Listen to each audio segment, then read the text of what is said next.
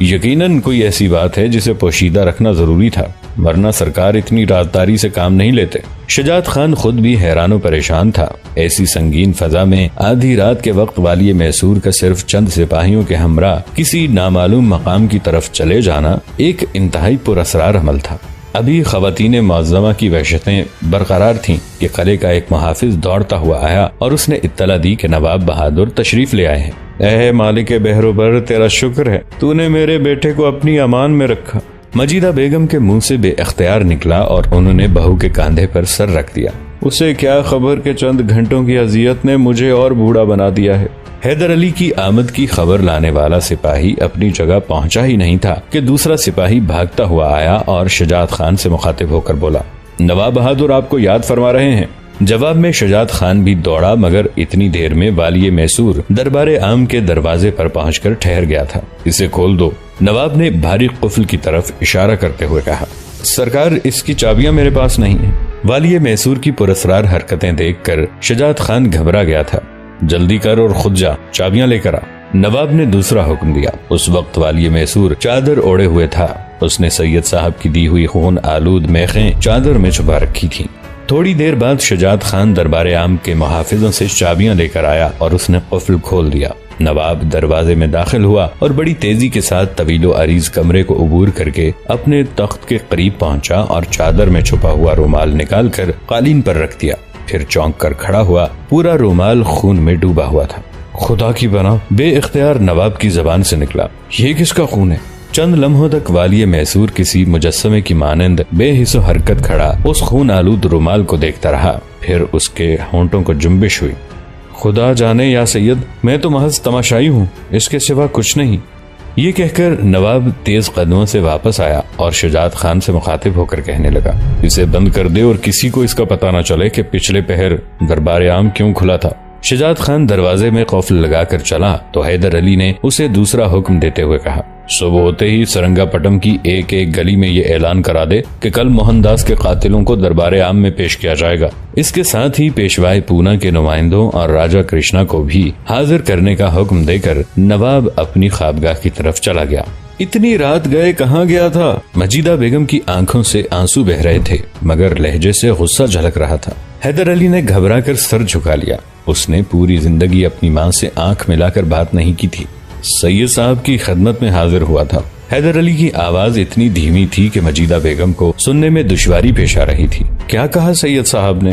یکا یک مجیدہ بیگم کا لہجہ نرم ہو گیا تھا۔ فرمایا کہ کل تک انتظار کر۔ حیدر علی نے جان بوجھ کر مبہم جواب دیا۔ والی میسور اپنی والدہ کا بے حد احترام کرتا تھا اور اسی جذبہ احترام سے مجبور ہو کر اس نے یہ تو بتا دیا کہ وہ سید اکرام بخاری کی خدمت میں حاضر ہوا تھا، مگر سید صاحب کے مکان میں جو ناقابل یقین واقعہ پیش آیا تھا، حیدر علی نے اس کی طرف ہلکا سا اشارہ تک نہیں کیا۔ مجیدہ بیگم مطمئن ہو کر اپنے کمرے کی طرف چلی گئیں۔ ان کے جاتے ہی فاطمہ بیگم نے شوہر کی پشت پر سر رکھ دیا اور انتہائی رقت آمیز لہجے میں کہنے لگی، اب آپ سو جائیے، خود آپ بھی تو نہیں سوئی ہیں۔ حیدر علی نے آہستہ سے پلٹ کر فاطمہ بیگم کی طرف دیکھا، جن کی آنکھیں بے خوابی اور اشکباری کے سبب بہت زیادہ سرخ اور سوجی ہوئی نظر آ رہی تھیں۔ میری نیندیں تو آپ کی نیندوں سے وابستہ ہیں، جانثار بیوی نے رفاقت کا حق ادا کرتے ہوئے کہا۔ میں نماز فجر کے بعد کچھ دیر کے لیے سو جاؤں گا۔ حیدر علی نے بڑی محبت سے شریک حیات کے سر پر ہاتھ رکھ دیا، اس لیے اب آپ سو جائیے۔ فاطمہ بیگم کے ہونٹوں پر ایک افسردہ سی مسکراہٹ ابھر آئی اور پھر وہ تھکے تھکے قدموں کے ساتھ اپنی خوابگاہ کی جانب چلی گئی۔ حیدر علی نے نماز فجر ادا کی اور بستر پر دراز ہو گیا۔ یہ چوتھی رات تھی جب اس کی پشت نے بستر کی نرمی محسوس کی تھی۔ لیٹتے ہی حیدر علی کی آنکھوں کے سامنے سید صاحب کے مکان کا خون آلود آہنی میخوں کا منظر ابھر آیا۔ والی میسور کچھ دیر تک اپنے خیالات میں الجھتا رہا اور پھر تھک کر سو گیا۔ حیدر علی 11 بجے بیدار ہوا تو بڑی حد تک تازہ دم نظر آ رہا تھا۔ پھر ٹھیک 12 بجے زوال کا وقت شروع ہوتے ہی والی میسور دربار عام میں داخل ہوا۔ پورا دربار خواص و عام سے بھرا ہوا تھا اور محل کے صدر دروازے پر ہزاروں ہندو جمع تھے، جو حیدر علی کے اعلان کے مطابق پنڈت موہن داس کے قاتلوں کو دیکھنے کے لیے آئے تھے۔ والی میسور نے تخت پر بیٹھنے کے بعد اس خون آلود کپڑے کی طرف دیکھا جو اس کے قدموں کے نزدیک ہی رکھا ہوا تھا۔ انتہائی حیرت کی بات تھی کہ تقریباً 8 گھنٹے گزر جانے کے بعد ابھی خون جم کر سیاہی مائل نہیں ہوا تھا اور اسی طرح سرخ اور تازہ نظر آ رہا تھا۔ حیدر علی ایک بار پھر الجھنے لگا، مگر فوراً ہی اس نے پریشان خیالات کو ذہن سے جھٹک کر سید صاحب کی ہدایت کے مطابق آہنی میخوں پر اپنا پاؤں رکھ دیا۔ پھر والی میسور نے حاضرین دربار کی سب سے اگلی قطار پر نظر ڈالی۔ وہاں پیشوائے پونا کے 4 نمائندوں کے علاوہ سرنگا پٹم کے معزز ہندو موجود تھے، مگر راجہ کرشنا غائب تھا۔ حیدر علی نے استفہامیہ انداز میں شجاعت خان کی طرف دیکھا۔ سرکار، راجہ کرشنا نے اپنی بیماری کے باعث دربار عام میں حاضر ہونے سے معذرت طلب کی ہے۔ کیا وہ اتنے بیمار ہیں کہ اپنے آخری سانس پورے کر رہے ہیں؟ حیدر علی نے انتہائی تند و تیز لہجے میں کہا۔ میں نے ان کے چہرے پر کوئی ایسی علامت تو نہیں دیکھی۔ شجاعت خان کی آواز میں گہرا طنز پوشیدہ تھا جسے اہل دربار آسانی سے محسوس کر سکتے تھے۔ تعجب ہے کہ وہ پنڈت موہن داس کے ماتمی جلوس کی قیادت کرنے کے لیے 3 دن تک تیز دھوپ میں سرنگا پٹم کی سڑکوں پر پیدل چلتے رہے اور انہیں تھکن کا کوئی احساس نہیں ہوا، مگر آج جبکہ مقدمہ قتل کا فیصلہ ہونے والا ہے تو وہ بیماری کا عذر پیش کر رہے ہیں۔ حیدر علی کی پرجلال آواز سے پورا دربار گونج رہا تھا۔ اگر وہ اپنے قدموں پر کھڑے ہونے کے قابل نہیں تو انہیں پالکی میں ڈال کر یہاں حاضر کرو، وہی تو مہاتما موہن داس کے سب سے بڑے وکیل ہیں۔ والی میسور کے بگڑے ہوئے تیور دیکھ کر اہل دربار پر دہشت سی طاری ہو گئی تھی اور وہ کچھ غیر معمولی واقعے کے رونما ہونے کا انتظار کر رہے تھے۔ شجاعت خان اپنی نشست سے اٹھا اور تیز رفتاری کے ساتھ دربار عام سے نکل کر محل کے اس حصے کی طرف چلا گیا جہاں راجہ کرشنا اور اس کا خاندان رہائش پذیر تھا۔ تھوڑی دیر بعد راجہ کرشنا اس طرح دربار عام میں داخل ہوا کہ اس کے چہرے پر شدید ناگواری کے آثار نمایاں تھے۔ تخت کے قریب پہنچ کر اس نے تلخ لہجے میں والی میسور کو مخاطب کیا۔ میں کہاں بیٹھوں؟ جہاں دوسرے معززین شہر بیٹھتے ہیں۔ نواب حیدر علی کا انداز بے نیازانہ تھا اور وہ پہلی بار راجہ کرشنا کی بے چارگی سے لطف اندوز ہو رہا تھا۔ نواب، وقت سے ڈر اور مجھے تماشا نہ بنا۔ راجہ کرشنا بے قابو ہو گیا۔ میں ان لوگوں کی صف میں بیٹھوں گا جو کل تک میرے غلام تھے؟ تماشا تو آپ خود بنا رہے ہیں۔ نواب حیدر علی کے ہونٹوں پر تحقیر آمیز مسکراہٹ آ گئی۔ میں تو ہمیشہ آپ کو تخت پر اپنے قریب ہی بٹھایا کرتا تھا، مگر جو شخص بلندی سے پستی کی طرف جانا چاہے اسے کون روک سکتا ہے؟ راجہ کرشنا کچھ دیر تک کسی زخمی سانپ کی طرح بل کھاتا رہا اور پھر انتہائی شکستگی کے عالم میں پیشوائے پونا کے نمائندوں کے قریب ہی ایک کرسی پر ڈھیر ہو گیا۔ احساس رسوائی نے میسور کے سابق حکمران کو تھکا ڈالا تھا۔ وہ لمبی لمبی سانس لے رہا تھا اور اس کی آنکھوں میں نواب حیدر علی کے لیے دنیا بھر کی نفرت معجزن تھی۔ پیشوائے پونا کے نمائندوں کے چہروں پر بھی وحشت برس رہی تھی۔ موہن داس کے قتل اور ہندوؤں کی مظلومیت کے حوالے سے ان لوگوں نے بھی حیدر علی پر بہت تانا زنی کی تھی اور اب وہ خوفزدہ تھے کہ کہیں والی میسور انہیں بھی سر دربار ذلیل و رسوا نہ کرے۔ اسی طرح سرنگا پٹم کے وہ ہندو رہنما بھی سہمے ہوئے تھے جنہوں نے موہن داس کے ماتمی جلوس میں بڑھ چڑھ کر حصہ لیا تھا اور حیدر علی پر کھلے الفاظ میں الزام تراشی کی تھی کہ اس نے پنڈت کے قاتلوں کو پناہ دی ہے اور سریتا دیوی کی روپوشی میں بھی اسی کا ہاتھ ہے۔ غرض دربار عام پر سکوت مرگ ستاری تھا اور لوگوں کو اپنی سانسوں یہاں تک کہ دلوں کی دھڑکنیں بھی صاف سنائی دے رہی تھیں۔ کچھ دیر بعد راجہ کرشنا سنبھل گیا اور حسب عادت انتہائی ناخوشگوار لہجے میں بولا، کہاں ہے مہاتما موہن داس کے قاتل؟ راجہ کرشنا اپنی ریاکاری اور منافقت سے باز نہیں آیا تھا۔ دھیرج رکھے مہاراج۔ حیدر علی کا انداز گفتگو بھی استہزائیہ تھا۔ بس آنے ہی والے ہیں۔ والی میسور نے یہ بات کہہ تو دی تھی مگر ذہنی طور پر وہ خود بھی پریشان تھا کہ موہن داس کے قاتل کہاں ہیں اور خود بخود دربار عام تک کس طرح پہنچیں گے۔ حیدر علی کبھی دروازے کی طرف دیکھتا اور کبھی خون آلود آہنی میخوں کی طرف جن پر اس کے پاؤں رکھے ہوئے تھے۔ نواب نے خیالی طور پر سید اکرام بخاری سے رجوع کیا اور دل ہی دل میں ان سے مخاطب ہو کر کہنے لگا، سید دعا کریں کہ میری لاج رہ جائے، کہیں ایسا نہ ہو کہ میں بھی ایک تماشا بن کر رہ جاؤں۔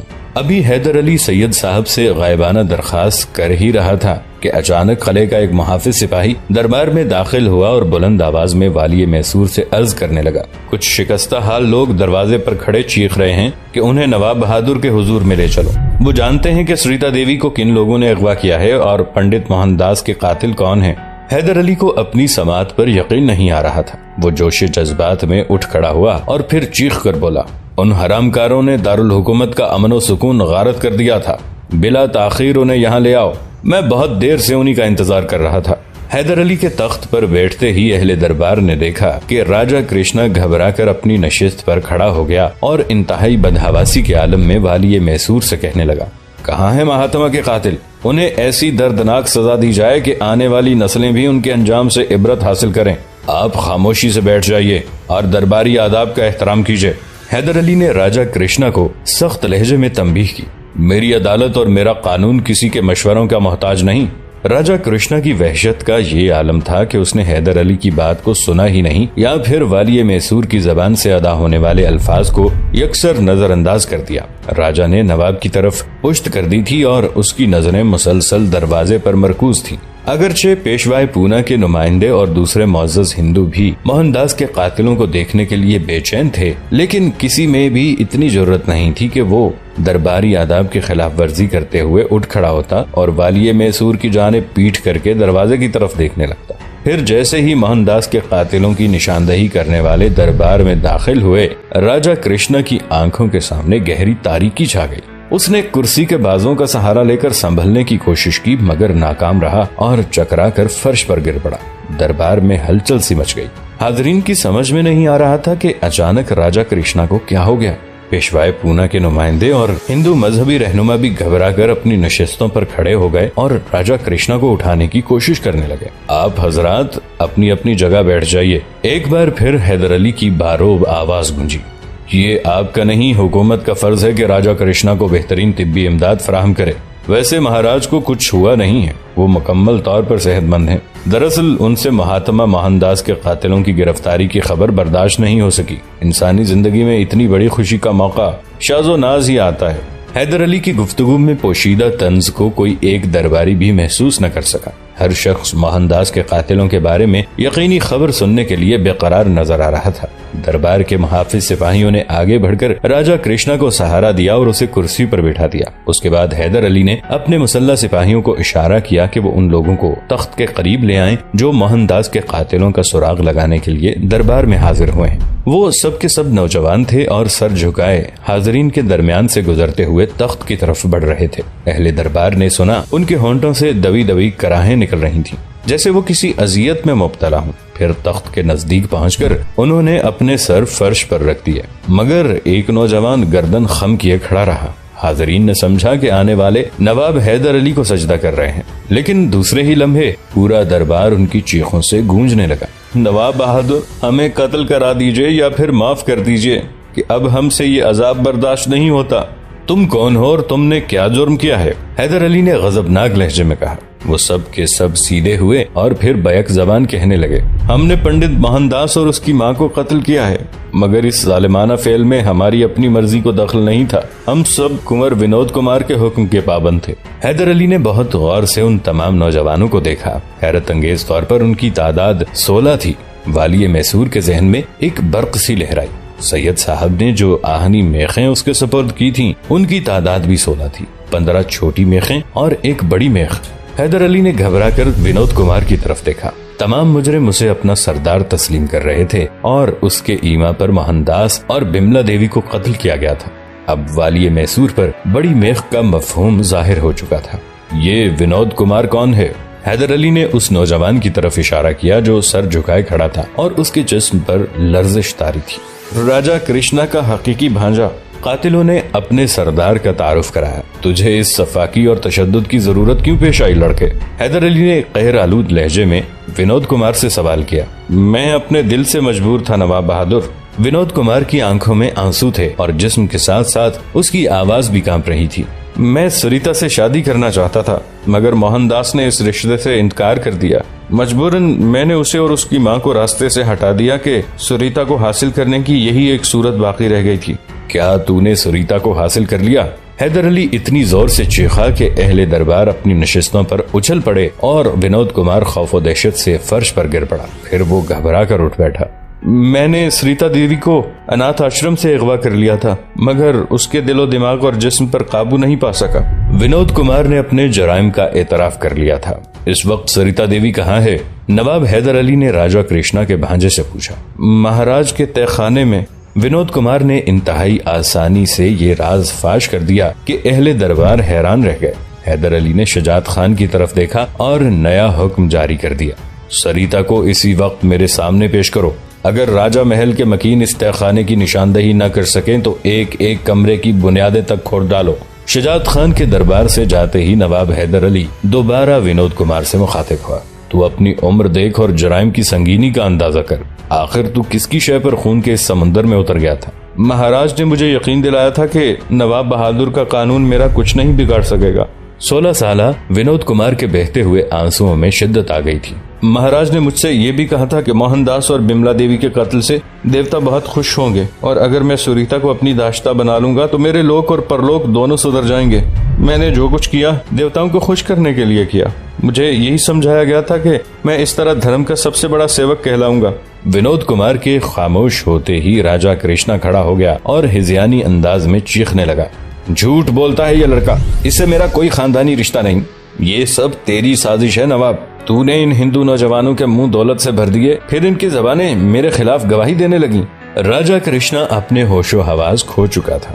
حاضرین دربار کا خیال تھا کہ راجہ کی بےہودہ گفتگو سن کر حیدر علی کا غصہ بھڑک اٹھے گا، مگر خلاف توقع والی میسور مسکرا رہا تھا۔ یکایک راجہ کرشنا مادھو راؤ کے نمائندوں کو مخاطب کر کے کہنے لگا، جب آپ لوگ پونا واپس جائیں گے تو محترم پیشوا کو میرا حال زار سنا کر ضرور عرض کرنا کہ کسی ہندو کی عزت اور جان محفوظ نہیں۔ دولت و اقتدار کے ذریعے ہندو جبرن مسلمان بنائے جاتے ہیں، ہندو کو ہندو سے قتل کرایا جاتا ہے اور پھر ہندو ہی ہندو کے خلاف گواہی دیتا ہے۔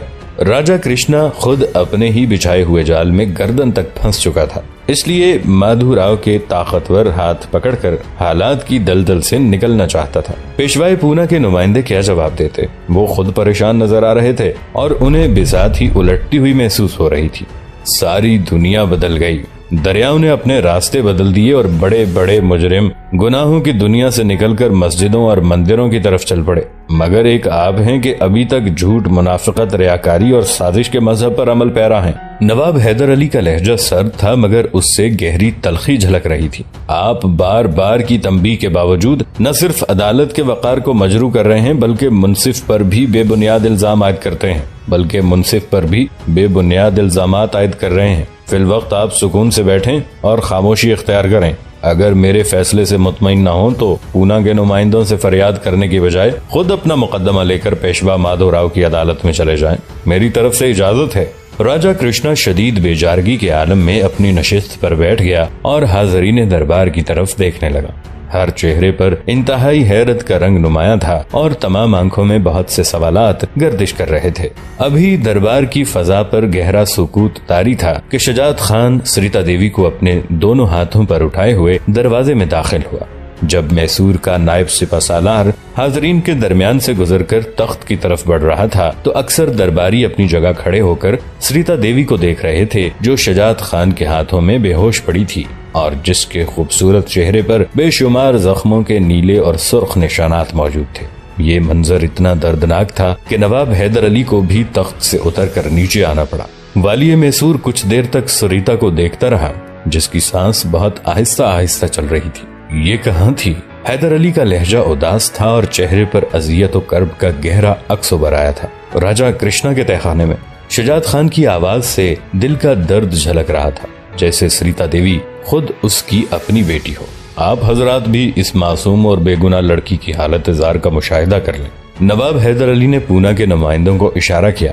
پیشوا مادھو راؤ کا قاصد اور پونا سے آئے ہوئے تینوں گیانی اٹھ کر والی میسور کے قریب پہنچے اور بے ہوش سریتا کو دیکھنے لگے، جسے انتہائی تشدد کا نشانہ بنایا گیا تھا۔ واقعتاً یہ بڑی صفاقی ہے نواب بہادر، پونا کے نمائندوں کو بھرے دربار میں اعتراف کرنا پڑا۔ اب آپ کو اس بات کا فیصلہ کرنے میں آسانی ہو جائے گی کہ ریاست میسور میں ہندوؤں پر تشدد ہو رہا ہے یا مسلمان ہندوؤں کے مظالم کا شکار ہیں۔ یک حیدر علی کی آواز بلند ہو گئی۔ آپ کے بقول اگر محترم پیشوا ہندوستان میں بسنے والے ایک ایک ہندو کے جان لیوا اور عزت و آبرو کے محافظ اور نگہبان ہیں تو پھر میں کون ہوں؟ کیا مجھے حق نہیں پہنچتا کہ اس بے گناہ مسلمان لڑکی کے بہنے والے خون کا حساب راجہ کرشنا سے طلب کروں اور پیشوا کو بتاؤں کہ اس شخص کا پورا نامہ اعمال سازشوں، فریب کاریوں اور دوسرے بے شمار گناہوں سے سیاہ ہو چکا ہے؟ حیدر علی کی مدلل گفتگو سن کر پونا کے نمائندوں نے سر جھکا لیے۔ دوستو، آج کے لیے اتنا ہی۔ اسی کہانی کی اگلی قسط کے ساتھ بہت جلد حاضر ہوں گے۔ نیچے کامنٹ سیکشن میں اپنی رائے کا اظہار ضرور کیجیے گا۔ ہمارے اس چینل کو سبسکرائب کر کے نیچے موجود بیل آئیکن کو بھی ضرور کلک کیجیے گا۔ اگلی ملاقات تک کے لیے ہمارا اور آپ کا اللہ نگہبان۔